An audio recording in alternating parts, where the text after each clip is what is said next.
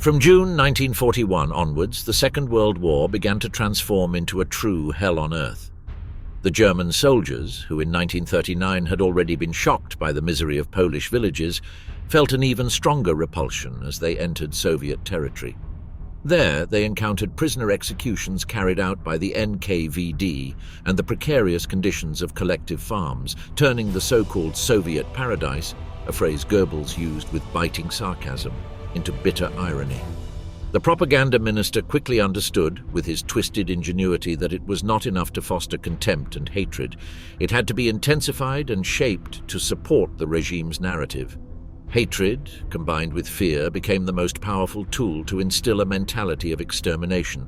The repeatedly used labels, Asiatics, traitors, Jewish Bolsheviks, beasts, subhumans, intertwined to uphold this distorted vision. Most soldiers ended up accepting Hitler's argument as truth, that the Jews were the real instigators of the war. The old mixture of attraction and repulsion that many Germans, if not the majority, felt toward the Slavic peoples of the East intensified with reports of atrocities committed during the Russian Revolution and Civil War. Nazi propaganda sought to exploit this perception, portraying the conflict as a cultural clash. German order versus Bolshevik chaos, their misery and atheism. However, despite some superficial similarities between Nazism and the Soviet system, the ideological and cultural gap was enormous, spanning from the most transcendent aspects to the most everyday details. Under the stifling heat of summer, it was not uncommon to see German motorcyclists crossing rural roads wearing only shorts and dark sunglasses. In Belarus and Ukraine, older women were astonished to see these men with bare torsos, something uncommon in their customs. The surprise increased when they discovered that inside the izbas, German soldiers remained naked most of the time and harassed the girls. While in villages near the front cases of rape seemed relatively rare, in rear areas the situation was very different. There, sexual assaults multiplied, primarily targeting young Jewish women. The most atrocious crime, however, was committed with the direct approval of the authorities. Raids were carried out in which young Ukrainian, Belarusian and Russian women were detained and sent to army-controlled brothels, where they were forced to serve as sexual slaves. These women, reduced to a servile condition, had to endure constant rape by soldiers returning from the front on leave. Resistance was punished with brutal violence, merciless beatings or, in many cases, immediate execution. Paradoxically, although Nazi laws prohibited any intimate relationship with the so-called Untermenschen, or subhumans, the High Command endorsed this system as a practical solution to maintain discipline and preserve the health of the troops. At least within this dehumanizing framework, Wehrmacht doctors conducted periodic examinations of the prisoners to prevent the spread of venereal diseases, an attempt to justify the unjustifiable. Still, German soldiers could feel compassion for the Soviet women left behind, forced to survive without husbands, draft animals, or machinery. One testimony recounted desolate scenes. You even see 2 women dragging an improvised plow while a third guides it. On the roads, genuine crowds of women work under the supervision of a foreman from the organization taught repairing the roadbed. That is their task, and if they do not perform it, the whip forces them. There is hardly a family in which the husband is still alive. The answer 9 times out of 10 is always the same. Husband killed in the war. It is dreadful. The human losses suffered by the Russians are colossal. Many Soviets, especially Ukrainians, could never have imagined the horrors that the German occupation would bring. In the early days, much of Ukraine's peasant population greeted the invading troops with the ancient custom of offering bread and salt as a gesture of welcome. The resentment toward the communist regime was deep. The forced collectivization of farms and the 1932 to 1933 famine, which claimed the lives of over 3 million people, had left an indelible mark. The older, more devout, interpreted the black crosses painted on German armored vehicles as symbols of a crusade intended to free them from Bolshevism. Abwehr officers were convinced that, given the vast territory to be subdued, the most effective strategy for the Wehrmacht would have been to raise a Ukrainian army of 1 million men. Hitler immediately rejected the proposal, claiming he would never put weapons in the hands of the Slavic Untermenschen. However, his orders were soon ignored. Both the Wehrmacht and the SS began large-scale recruitment. The Organization of Ukrainian Nationalists, which had initially collaborated with the invaders, was immediately disbanded. Berlin wanted to crush any attempt at Ukrainian independence. Despite Soviet propaganda, which insisted on the regime's industrial achievements, Ukrainian peasants and other Eastern peoples were impressed by the superiority of German equipment. Writer Vasily Grossman recounted how a group of villagers crowded around a captured Austrian motorcyclist. They were fascinated by his long, shiny leather coat, metallic in color. Everyone touched it in admiration, shaking their heads and murmuring among themselves, "How can one face a people dressed like this?" If their coats are of such quality, their planes must be equally formidable. In their campaign letters, many German soldiers confessed to their families their disappointment at discovering that there was little to loot in the Soviet Union besides food. After the initial gifts from the local population, they focused on confiscating geese, chickens, and cattle. They even destroyed beehives to take the honey, ignoring the peasants' pleas, who warned that they would be left without means to survive the winter. With nostalgia, the Lanza recalled the French campaign, where spoils had been far more abundant. But in the east, the situation was very different. There were no luxuries to plunder, and unlike the French, Red Army soldiers persisted in fighting, refusing to accept defeat. Any German soldier who tried to show compassion towards Soviet prisoners was immediately ridiculed by his comrades. Most saw those hundreds of thousands of captives as little more than plagues to exterminate. The miserable conditions in which they were kept, filth, hunger, and neglect, direct results of the treatment they received, only confirmed the prejudices that Nazi propaganda had repeated for 8 years. Thus, dehumanization became a kind of self-fulfilling prophecy. A German guard even wrote to his family that Soviet prisoners ate grass as if they were grazing animals. And when columns of captives passed by a potato field, they would throw themselves to the ground in desperation, scratch the soil with their nails, and devour the raw tubers. Although Operation Barbarossa had been conceived around rapid encirclement battles, German command had barely planned how to manage the mass capture of prisoners. In practice, neglect was deliberate. The more who died, the fewer resources needed to feed them. A French prisoner of war recalled the arrival of a Soviet contingent at a Wehrmacht camp in the general government. According to his account, they advanced in rows of 5, holding on to each other because none could walk alone. They were, he said, living skeletons. Their faces no longer had human color. Rather than yellowish, they seemed greenish. With nearly closed eyelids, unable to focus their eyes, they fell to the ground in whole groups. Then the German guards would rush at them, striking with rifle butts and whips, completing a scene of absolute dehumanization. Later, German officers tried to justify what happened with the 3 million prisoners captured in October, citing a lack of troops to guard them and a shortage of transport to ensure their sustenance. But the reality was much harsher. Thousands of Red Army soldiers perished on forced marches because the Wehrmacht itself refused to use its trucks and trains under the pretext that those stinking men could contaminate the vehicles. No proper camps had been prepared to receive them. Instead, tens of thousands were crowded outdoors, surrounded only by barbed wire. There they remained exposed to the elements, treated like animals with barely any food or water, condemned to die slowly from hunger, cold, and neglect. All this was part of the so-called Hunger Plan, the Nazi strategy that envisioned the elimination of 30 million Soviets to solve, in their view, the overpopulation problem in the conquered territories. The wounded were left in the care of Red Army doctors, although they lacked any medical supplies deliberately denied to them. In the improvised prisoner camps, guards threw small rations of bread over the barbed wire, completely insufficient, and then amused themselves by watching the captives violently fight each other for a peace. In 1941 alone, over 2 million Soviet prisoners died from hunger, disease, or exposure to the cold. The hatred generated by such atrocities led Soviet troops to respond with the same brutality. German prisoners were executed by shooting or finished off with bayonets, driven by the fury caused by the invasion and the enemy's cruelty. Moreover, in the chaos of retreats, feeding and guarding the captives was practically impossible, drastically reducing their chances of survival. The enraged Soviet military command lamented the loss of tongues, meaning prisoners useful for gathering intelligence. Fear and hatred combined to shape one of the cruelest aspects of the war, the fight against partisans. Long before the invasion of the Soviet Union, German military doctrine considered guerrilla warfare an illegitimate, almost scandalous form of combat.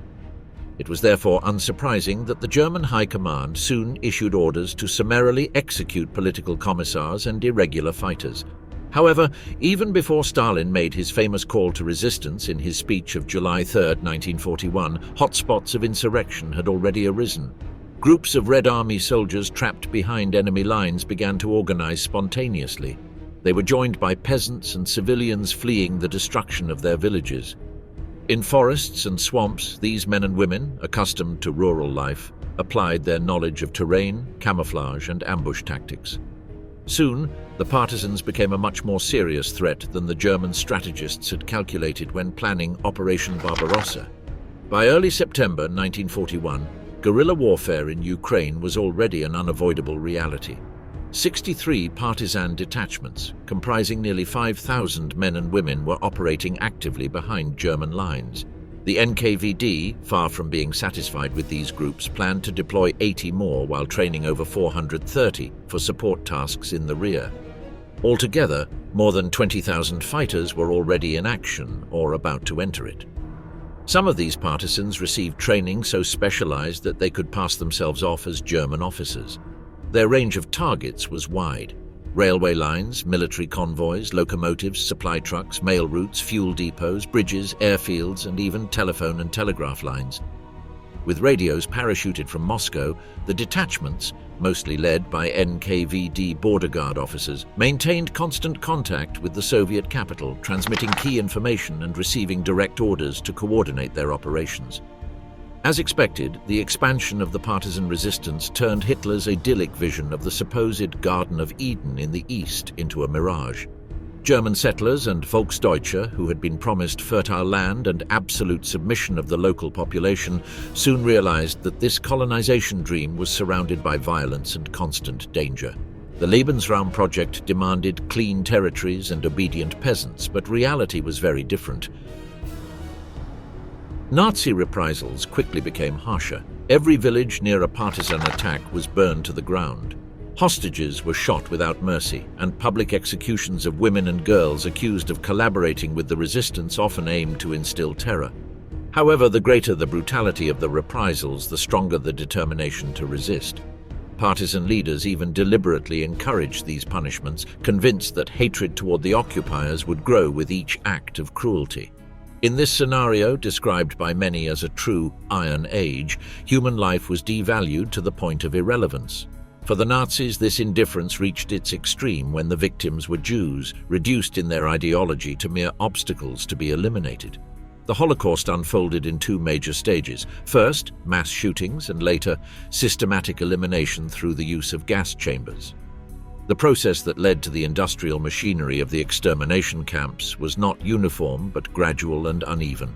Until September 1939, Nazi policy toward Jews in Germany, Austria, and Czechoslovakia relied on pressure to force them to leave the country. Persecution, humiliation, and property confiscation were used as tools of expulsion. With the outbreak of the war, this strategy became unsustainable, and the annexation of Poland added another 1.7 million Jews under German control.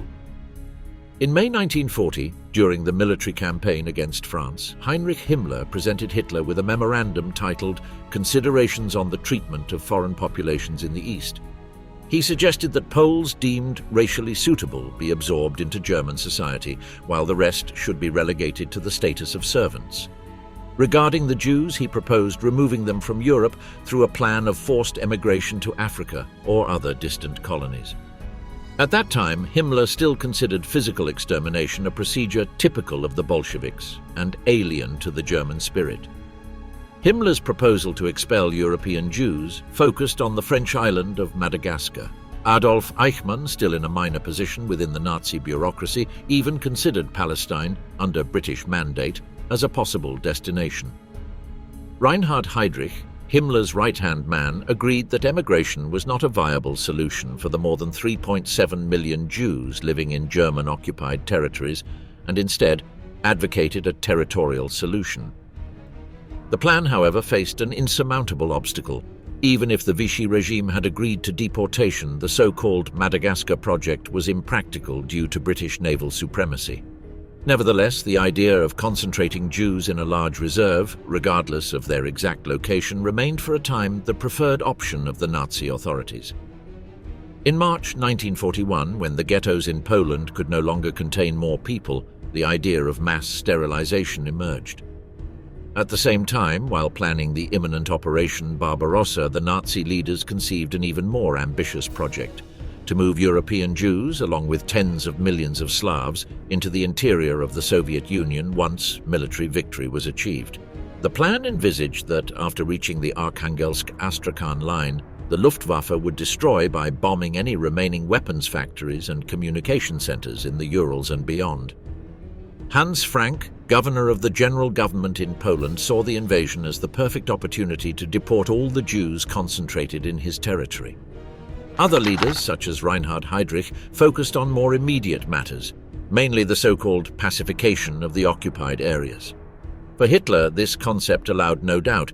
Alfred Rosenberg, Minister of the Eastern Territories, coldly summarized it by stating that the best way it can happen is by shooting anyone who looks at us badly. In this context, it was established that soldiers would not be prosecuted for crimes against civilians unless discipline explicitly required it. The Army High Command, still under the influence of the prestige Hitler had gained after the victory over France, a triumph many of them had doubted, offered no resistance to his orders. On the contrary, some welcomed the idea of a war of extermination, the Vernichtungskrieg, with enthusiasm. The last moral reservations regarding the killings carried out by the SS in Poland had completely vanished. Field Marshal Walter von Brauchitsch, Commander-in-Chief of the Army, worked closely with Reinhard Heydrich, becoming the direct link between the Wehrmacht and the SS during Operation Barbarossa. The German army was responsible for supplying the Einsatzgruppen and cooperating with them through the highest-ranking intelligence officers at each headquarters. In this way, at the highest levels of military command, no one could claim ignorance. Complicity in the extermination operations was open and conscious. The so-called Shoah by bullets is usually evoked mainly through the actions of the 3,000 men of the SS Einsatzgruppen. However, it is often overlooked that another 11,000 personnel, distributed in 21 battalions of the Ordnungspolizei, acted as a second wave in the rear of the German advance, carrying out mass killings on a large scale. These units were joined by an SS cavalry brigade and 2 Waffen-SS brigades, deployed by Himmler's orders to provide direct support. The 1st SS Cavalry Regiment was under the command of Hermann Fegelein, who years later, in 1944, would marry Eva Braun's sister, thus entering Hitler's inner circle. In the summer of 1941, Himmler gave his men a chilling order: execute all Jewish males and throw the women into the Pripyat swamps. By mid-August, the cavalry brigade claimed to have killed 200 Soviets in combat and shot more than 13,700 civilians, mostly Jews labeled as looters. Each army group involved in Operation Barbarossa had an Einsatzgruppe following it. Later, a 4th was added in the south, following the line of the Romanian armies and the 11th Army toward the Black Sea coast. These detachments consisted of about 800 men each and drew from all branches of Himmler's vast apparatus, from the Waffen-SS to the Sicherheitsdienst, SD, the Sicherheitspolizei, SIPO, the Kriminalpolizei, KRIPO, and the Ordnungspolizei itself. Their internal structure combined 2 Sonderkommandos operating immediately behind the front, with 2 Einsatzkommandos situated slightly further back, in a repressive machinery that advanced alongside the army and turned the occupied territory into a scene of systematic extermination. Reinhard Heydrich gave precise instructions to the commanders of the Einsatzgruppen, men from the intellectual elite of the SS, mostly holding university doctorates, to encourage local anti-Semitic groups to murder Jews and communists. These killings were disguised under the euphemism of self-cleaning operations. However, it was ordered that the Germans should not show explicit official support, nor allow these militias to believe that such actions would grant them any degree of political autonomy. The Einsatzgruppen themselves were tasked with eliminating communist officials, political commissars, partisans, saboteurs, and all Jews connected with the state or party administration. Heydrich even suggested that they could go beyond these categories when deemed necessary, acting with unprecedented harshness, which included shooting all Jewish males of military age. At that time, there was no formal order yet to systematically murder women and children. The extermination began on the same day the German armies crossed the Soviet border, June 22, 1941. As Heydrich had foreseen, many of the early killings were carried out by local collaborators, especially in Lithuania and Ukraine. In western Ukraine alone, 24,000 Jews were executed, and in Kaunas more than 3,800. The scenes of violence were brutal. German soldiers subjected Jews to searches, raids, and torture. Rabbis had their beards torn out or burned before being beaten to death, all in front of crowds celebrating the executions. To justify these massacres, the idea was spread that they were revenge for NKVD crimes before their withdrawal.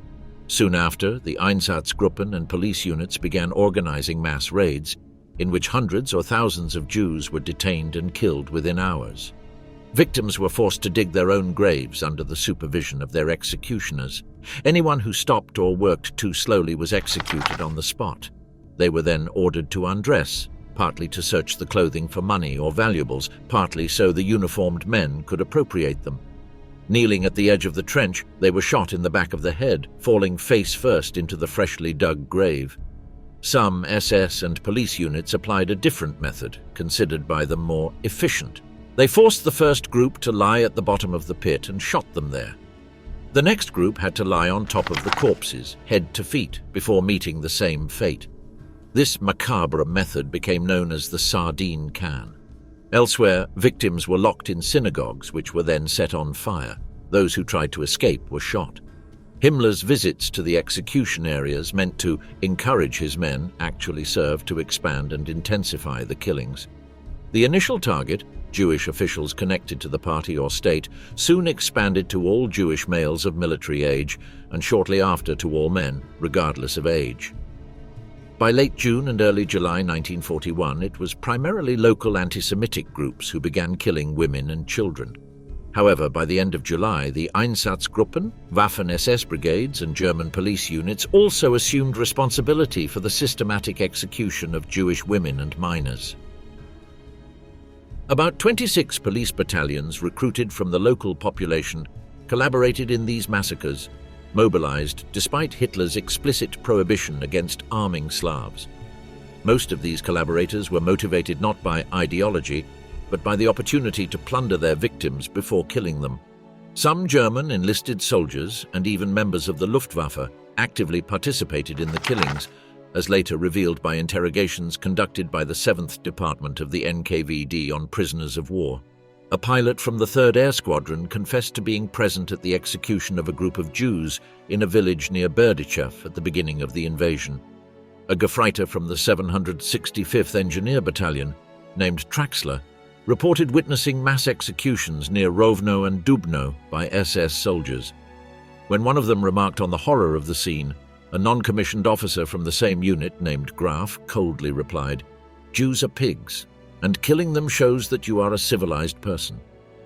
On another occasion, a German corporal from a transport unit, accompanied by a supply sergeant, came across a group of men, women, and children with their hands tied with wire, escorted by SS members. Following them to the outskirts of a village, they saw a trench about 150 meters long and 3 meters deep. There, several hundred Jews were forced to lie on the ground in rows. At each end of the pit, SS men walked along the line, shooting with a captured Soviet machine gun. After the first volley, a new group was forced to lie on the corpses, repeating the same procedure. Among the victims was a girl of about 12 who, upon seeing the pit, screamed, "Let me live, I'm just a child." Her plea changed nothing. She was thrown into the pit and shot like the rest. Some managed to escape the killings, though they were marked for life. In northeastern Ukraine, the writer and correspondent Vasily Grossman met a young Jewish girl who had escaped. He described her in his notes as a beauty with eyes illuminated by a tremendous, almost insane glow, a living testimony to the trauma carried by the survivors. Within the Wehrmacht itself, attitudes toward killing Jewish children varied by generation. Younger officers seemed more willing to condone these killings, convinced that if the children survived, they would one day seek revenge. In September 1944, while prisoners in Britain, a secretly recorded conversation between Armored General Heinrich Eberbach and his son revealed this mindset. The general believed that killing millions of Jews was necessary in the interest of our people, but that murdering women and children went too far. His son coldly replied, "If you are going to kill Jews, kill women and children too, at least the children. What use is it to kill only the adults?" Although most frontline units did not directly participate in executions, there were exceptions. The SS Division Viking in Ukraine and several army infantry divisions took part in massacres, such as those in Brest-Litovsk. Collaboration between the SS and army staffs was close, though High Command attempted to maintain some formal distance from the crimes. Orders were issued prohibiting Wehrmacht soldiers from participating in or witnessing mass executions. However, these warnings had little effect. More and more soldiers on leave attended as spectators. Some took photographs as souvenirs, and others even volunteered to relieve SS executioners when they wanted a break. In Ukraine, as in Lithuania, Latvia, and Belarus, mass killings became common, almost always with the collaboration of local auxiliaries recruited by the Germans. Anti-Semitism in the region had grown after the Great Famine of the early 1930s, when Soviet agents spread rumors blaming Jews for the food shortage, deflecting responsibility from Stalin's brutal collectivization policies and persecution of the kulaks. Ukrainian volunteers were also used to guard Red Army prisoners. "They are well-disposed men and behave in a very comradely manner, a considerable relief for us," wrote a German enlisted soldier in a letter. After the massacres in Lwów and other cities, local collaborators actively assisted the Einsatzgruppen in hunting Jews. In Berdychov, home to one of the largest Jewish communities in Ukraine, neighbors helped by denouncing and encircling the victims. There, Einsatzgruppe C carried out one of the largest massacres. Vasily Grossman described how, upon the Germans' arrival, soldiers shouted from the trucks, "Jude kaput," waving their arms before beginning the massacre. It is estimated that more than 1.5 million Soviet Jews managed to escape the death squads. However, the situation worked against them. Most of the Jewish population in the USSR was concentrated in the western regions, in large cities and urban centers, which greatly facilitated the work of the Einsatzgruppen. For the commanders of these units, it was a pleasant surprise to find that their colleagues in the German army not only did not obstruct them, but often actively collaborated and even showed willingness to assist in the killings. That complicity accelerated the extermination machinery. By the end of 1942, the toll was terrifying. More than 1,350,000 Jews had been killed, victims not only of the SS Einsatzgruppen, but also of the Ordnungspolizei, anti-partisan units, and the regular German army itself. The invasion of the Soviet Union radically transformed German occupation policy across much of Europe. In the East, the possibility of subjugating millions of people reinforced the Nazis' confidence in using terror as the primary tool of control. The vastness of the conquered territory fueled both ambition and a delusion of absolute control. Although some German officers and politicians initially believed that certain populations, such as the Balts or Ukrainians, could be won over for the cause in the name of the anti-Bolshevik crusade, these considerations were irrelevant to Hitler. What mattered to him was instilling fear as an instrument of power. As had happened in Poland, his idea was clear. These peoples had to disappear from the map, either absorbed or destroyed in the name of his project of total domination. Despite Hitler's initial refusal to see Slavs wearing the German uniform, nearly 1 million Soviet citizens ended up serving in the army and the SS. Many joined as Hiwis, unarmed auxiliary troops, seeking to escape hunger in the prison camps. Over time, many of these Ivans were unofficially employed as combat soldiers. An officer of the 12th SS Panzer Division Hitlerjugend proudly remembered his driver and personal bodyguard, a Russian who accompanied him at all times. More than 100,000 men participated in General Vlasov's Russian Liberation Army and in a Cossack corps that fought partisans in Soviet territory, later also in Yugoslavia and Italy. Ukrainian concentration camp guards gained a feared reputation for their brutality. Himmler further expanded the diversity of his ranks by recruiting Latvians, Estonians, Caucasians, and even Bosnian Muslims for Waffen-SS formations. In 1943, he even created a Ukrainian division called SS Galicia, a name chosen to avoid angering Hitler. The response was massive. 100,000 Ukrainians volunteered, though only one-third were ultimately accepted. The treatment of civilians in the occupied territories and of prisoners of war was extremely brutal. By February 1942, about 60% of the 3.5 million captured Red Army soldiers had died from starvation, disease, or exposure to the cold. The most fanatical Nazis not only accepted this cruelty but were proud of it. The dehumanization of their victims followed a perverse logic, dividing them into categories: Jews, Slavs, Asians, Roma, subjecting them to humiliation, hunger, and misery, and then using that suffering as proof of their supposed racial inferiority. The rivalry among Hitler's leaders in the East reached chaotic levels, even greater than in Germany itself, where the Nazi Party and state institutions were already competing. Alfred Rosenberg was appointed minister of the occupied territories, but his authority was constantly undermined. His Ostministerium became an object of ridicule, partly because Rosenberg was one of the few civilians proposing to involve the Soviet nationalities in the war against Bolshevism. Meanwhile, Goering, responsible for the war economy, sought only to exploit resources and condemn the population to starvation. Himmler, for his part, planned mass extermination to free up space and colonize it with German settlers. In this context, Rosenberg controlled neither security nor food supply nor the economy. In practice, he had no real power. He could not even impose his authority over Erich Koch, the Reichskommissar in Ukraine and Gauleiter of East Prussia. Koch, notorious for his brutality and alcoholism, treated Ukrainians with absolute contempt, derogatorily calling them blacks and ruling with an iron fist, showing no interest in their cooperation or survival. The so-called Hunger Plan by Herbert Bacher, conceived to cause the death of over 30 million Soviet citizens, was never executed as intended. Famine did occur, but not as the result of an organized plan. It arose from the brutality and chaos of the occupation.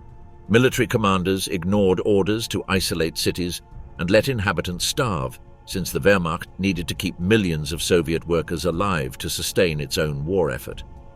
Bacher's project to supply the Reich and the troops on the Eastern Front with local resources failed spectacularly. Ukrainian agriculture, considered the breadbasket of Europe, had been devastated.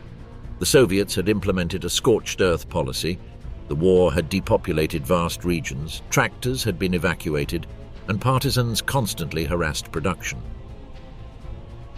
For the Wehrmacht, living off the land meant requisitioning fodder and grain, slaughtering livestock and poultry without restraint, without concern for future supply or the survival of the civilian population producing it. Added to this was a logistical problem. The shortage of rail cars and motor vehicles prevented even the effective distribution of available food. The result was a chaotic and inefficient exploitation system, combining planned famine with famine resulting from destruction and neglect. Nazi future plans bordered on delirium. The General Plan Ost envisioned an empire stretching to the Urals, crossed by highways connecting newly founded cities, satellite villages, and model farms, all inhabited by armed settlers. Meanwhile, the Untermenschen would be reduced to servitude, forced to work the land to support their new masters. Himmler imagined idyllic German villages with orchards and gardens built on the same lands where his Einsatzgruppen had carried out massacres. Crimea was to be transformed into a holiday center renamed Gottengau, the Riviera of the new Reich. But the obstacle was obvious: where to find the re-Germanizable population needed to populate such a space. Danish, Dutch, or Norwegian volunteers were far too few. An absurd idea was even proposed: to move the Slavs to Brazil and bring in descendants of German settlers from the province of Santa Catarina instead. Reality set in after the defeat at Stalingrad and the withdrawal from the Caucasus. There were not enough Germans, neither authentic, assimilated, nor forced, to reach the goal of 120 million settlers. Hitler's and Himmler's dream proved an impossible, grotesque, and unachievable fantasy.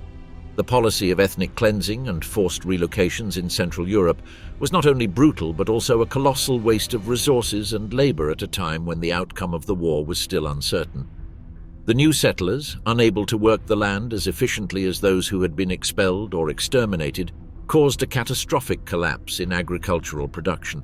Meanwhile, the German war machine, pushed to its limits, faced an alarming shortage of workers. To address this, Fritz Sauckel, Albert Speer's right-hand man in the Ministry of Armaments, embarked on a tour of the occupied territories with the goal of recruiting 5 million men and women to supply factories, mines, foundries and farms. The Reich was soon flooded with concentration camps, transformed into depots of slave labor. German civilians watched these foreign workers with suspicion, perceiving them as enemies within their own country. The Nazi authorities were aware of the contradiction they had created. After eliminating those they considered undesirable within their borders, they were forced to import hundreds of thousands of people with the same label to keep their war economy running. Nazi leaders had promised a great German economic sphere and a supposed European Union that would raise living standards. In practice, the opposite occurred. Contradictory policies and the need to squeeze the conquered countries destroyed any illusion of prosperity. Occupied nations were forced to finance their own occupation, bearing the costs of maintaining German troops.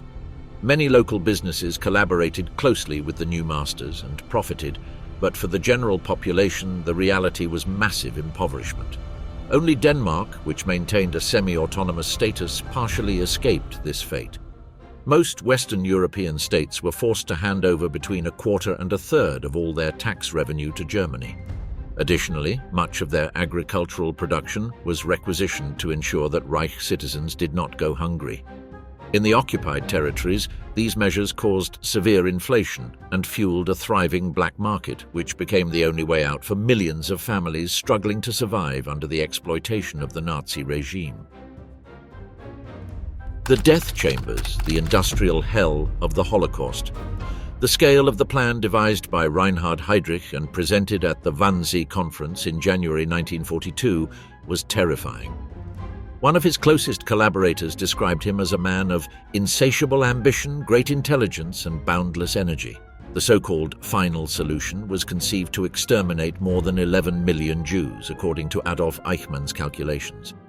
This figure even included those living in neutral countries such as Turkey, Portugal or Ireland, as well as in Great Britain, the enemy Germany had failed to defeat. That these deliberations took place just weeks after the Wehrmacht's failure at the gates of Moscow and the United States' entry into the war suggests two possible interpretations. Either the Nazis' confidence in a final victory remained intact, or they felt compelled to fulfill their historical mission before further setbacks could prevent it. Most likely, both reasons were combined. The expectation of a swift victory in the summer of 1941 had driven a brutal radicalization of Nazi policy. And when the course of events reached a decisive point, there was no turning back.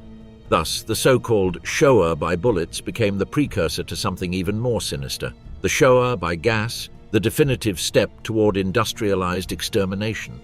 Like the hunger plan and the brutal treatment of Soviet prisoners of war, the so-called final solution had a dual purpose. It was not only about eliminating racial and ideological enemies, but also about securing food reserves for the German population. This urgency increased further with the massive arrival of foreign workers turned into slave labor in the Reich. The final solution was structured as a parallel system, forced labor leading to death and immediate executions, both organized by the Totenkopfverbände, the sinister death's head units of the SS. The only Jews exempted, at least temporarily, were the elderly or prominent figures sent to the Theresienstadt camp, the fake model ghetto, skilled workers useful for the war economy, and those in mixed marriages. But even they were left in limbo, awaiting a final decision on their fate. To ensure discipline and brutality at work, the SS resorted to a horrific practice, selecting kapos, common prisoners transferred from jails who were placed as overseers. Their task was to beat, humiliate, and squeeze Jewish workers, ensuring that production never stopped. Construction of the gigantic Buna Werke complex began in the summer of 1941, just as German divisions seemed to approach victory on the Eastern Front. But the project required a massive labor force that was not yet available. In October of the same year, Himmler ordered the Wehrmacht to deliver an initial contingent of 10,000 prisoners of war, all soldiers of the Red Army. Rudolf Höss, Auschwitz's commander, later recalled that these men arrived in deplorable conditions. They had received hardly any food during the marches, and when they stopped along the way, they were forced to graze like animals, pulling up any grass or roots they could put in their mouths. The winter was relentless. Without proper clothing, weakened and starving, many prisoners were reduced to cannibalism in an attempt to survive. According to Höss himself, they died like flies. They had ceased to look like men, becoming shadows who thought only of finding something to eat. Under those circumstances, it is not surprising that of the 28 barracks planned for the industrial complex, barely a couple were ever built. The exploitation plan collapsed before it even began, while prisoners perished at a devastating rate. The productivity of the Auschwitz complex was even lower than that of the gulags run by Beria in the Soviet Union. The only measure of apparent efficiency taken by the Nazis was to build a new camp, Auschwitz III or Monowitz, adjacent to the Buna plant to prevent prisoners from losing time commuting. However, in this semi-privatized concentration camp, brutality did not decrease. SS guards and capos continued to enforce the whip doctrine, demanding impossible tasks from workers whose bodies were already weakened. After the war, IG Farben executives, partially owners of the company that manufactured Zyklon B, tried to excuse themselves by claiming ignorance of the mass executions. But the reality was different. The colossal Buna complex was managed by around 2,500 German employees from the Reich who lived and interacted daily with the Auschwitz-Birkenau guards. The testimony of one of them is revealing. When asked about the unbearable stench that filled the air, an SS member coldly replied that it was the smell of Bolshevik Jew coming from the Birkenau chimney.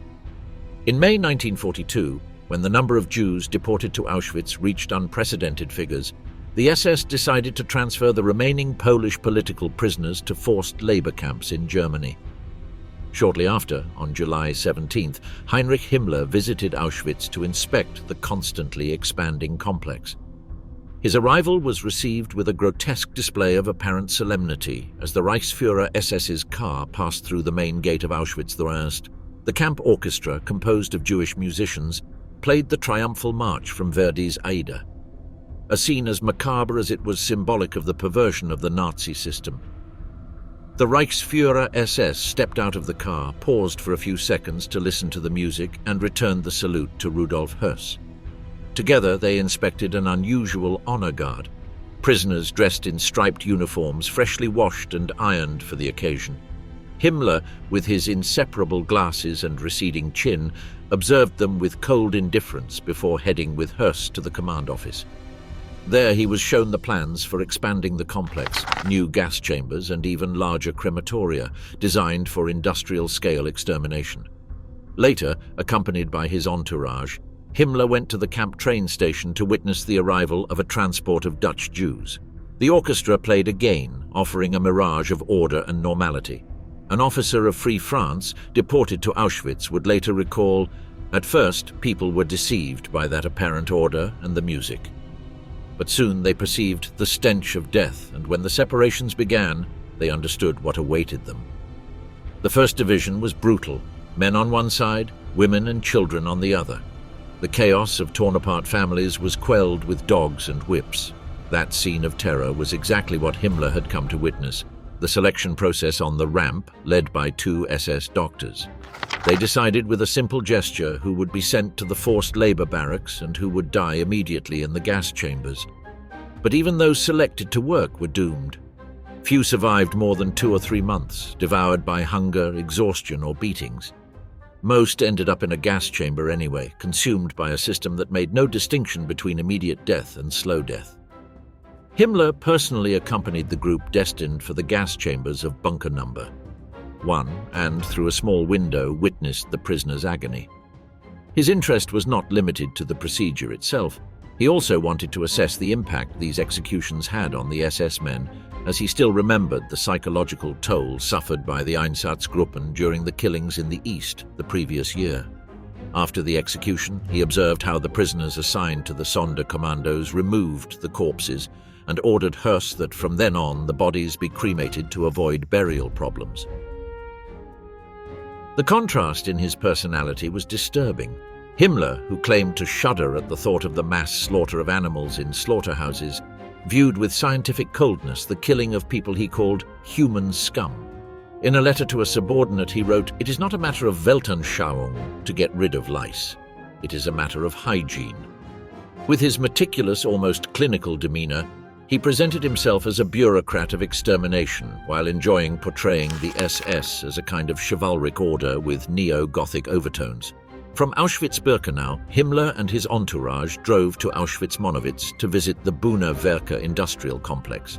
IG Farben, the powerful German chemical company, was directly responsible for the deaths of tens of thousands of prisoners forced to work under inhumane conditions at that plant, which, despite everything, never succeeded in producing synthetic rubber in useful quantities. The company also financed, with resources and logistical support, the cruelest experiments carried out at Auschwitz-Birkenau.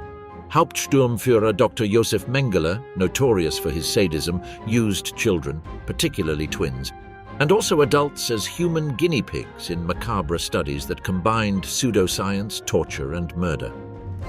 In addition to removing organs, performing sterilizations, and deliberately causing infections in selected victims, Josef Mengele conducted tests with new serums and drugs, many supplied by IG Farben's Bayer pharmaceutical division. These experiments were presented as medical studies but were in reality a laboratory of horror where prisoners became disposable material.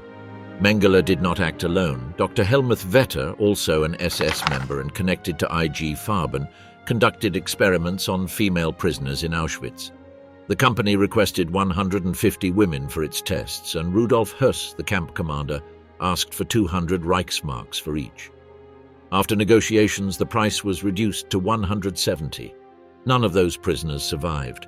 IG Farben, with bureaucratic coldness, confirmed in writing to Höss the death of all of them. Vetter himself was enthusiastic about his work. In a letter to a colleague, he wrote, "I have the opportunity to test our new preparations. I feel as if I were in paradise, a confession that reveals how far science had been put in the service of crime. The tests were not limited to Auschwitz. Pharmaceutical trials were also carried out at Mauthausen and Buchenwald. IG Farben showed particular interest in developing an effective method of chemical castration to apply in the occupied territories of the Soviet Union. An idea that combined the logic of exploitation with the eugenic ideology of the regime.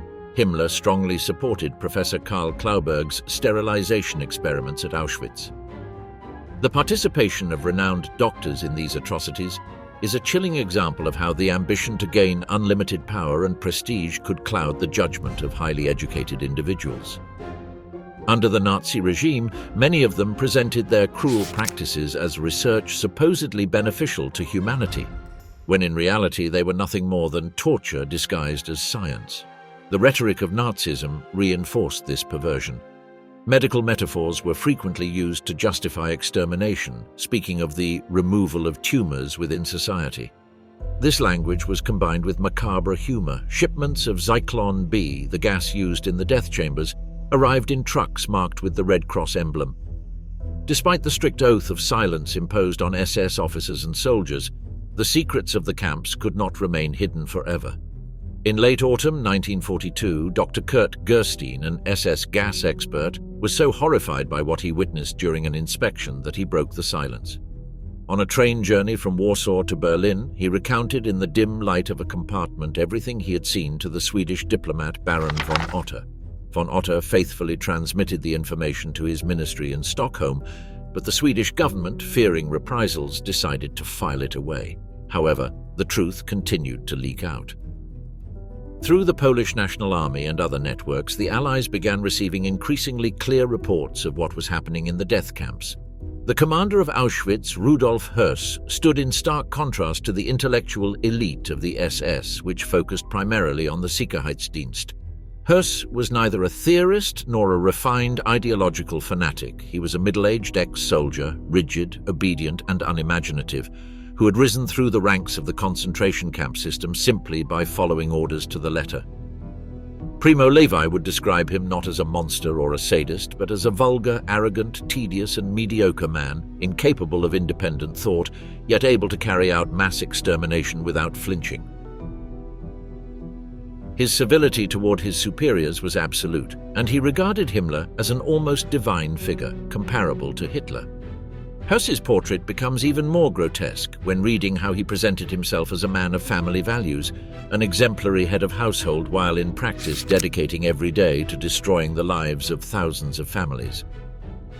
This contradiction became one of the most disturbing traits of his character, the banality of evil embodied in a bureaucrat of extermination.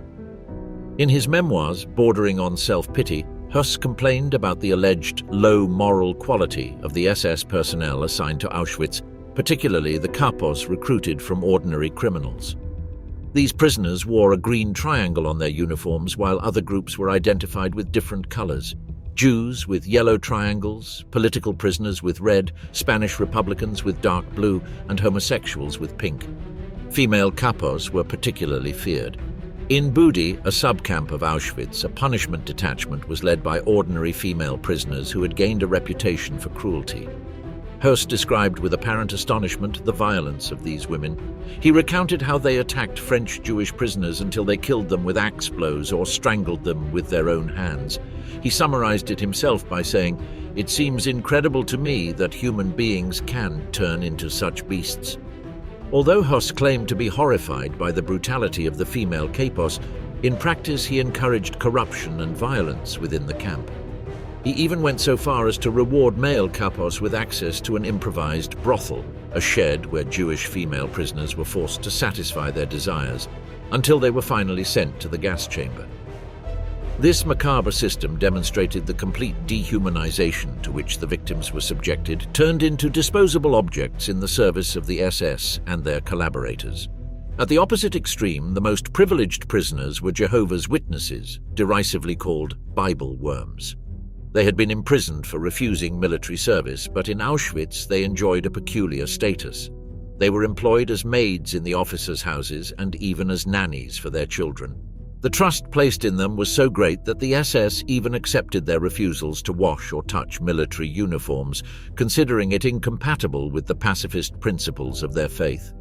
Control within the camp also rested with the Hundestaffeln, the dog units. For female prisoners, the fear of dogs was even greater than for men.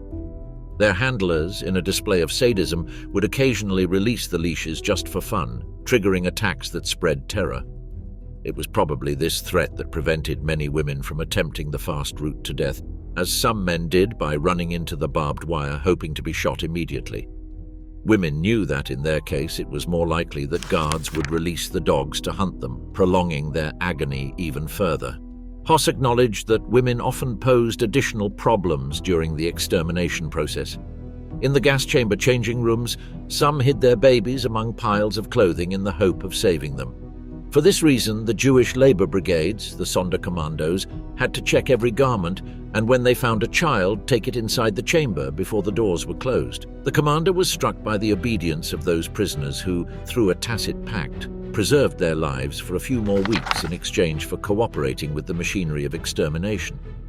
In his memoirs, he tried to portray them as voluntary accomplices, though the reality was different.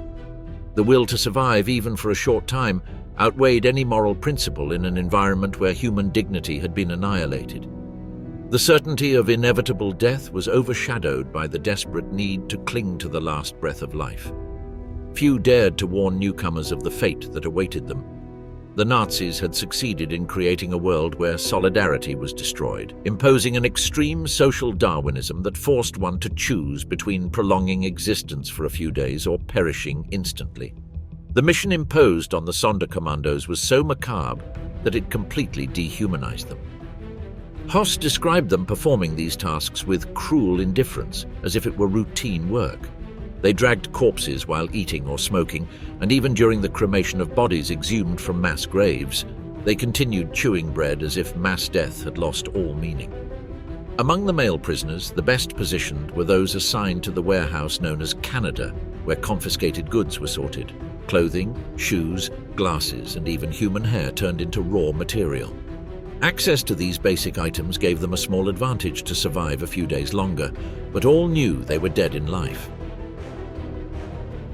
In the summer of 1944, a few months before the camp's liberation, a group of Jews from the Canada Sonderkommando staged a desperate revolt.